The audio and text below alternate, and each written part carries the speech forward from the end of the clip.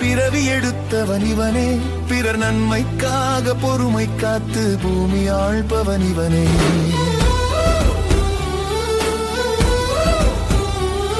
மனம் விண்ணை தாண்டி மண்ணை காக்க பிறவி எடுத்தவன் இவனே.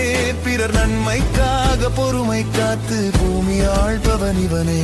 இவன்தானே அன்பரசன், இவன் என்றும் அன்பழகன். இவன்தானே அன்பரசன், இவன் என்றும் அன்பழகன்.